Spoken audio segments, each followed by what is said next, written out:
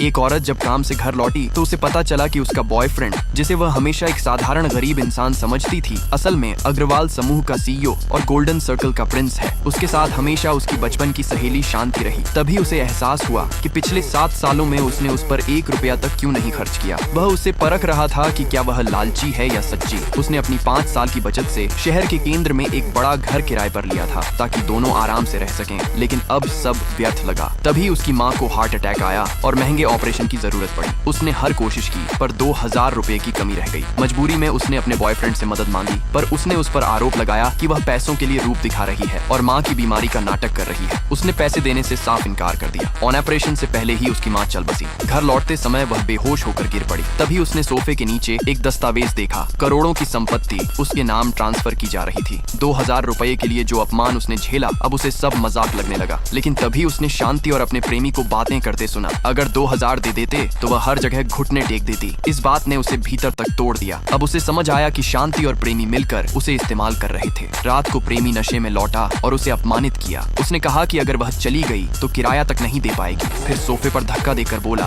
कि उसे नशा उतारने का सूप बना कर दे। उस पल उसने ठान लिया कि अब वह किसी के लिए नहीं झुकेगी। उसे पता चला कि लीना नाम की लड़की, जिसे वह प्रेमी की बहन समझती थी, असल में उसकी खास थी और वही करोड़ों की मालकिन बनी हुई थी। जब उसने सवाल किया कि 7 सालों में उसने उस पर 1 भी रुपया क्यों नहीं खर्च किया, तो उसने फोन से 1 रुपया ट्रांसफर करके ताना मारा। अब खुश?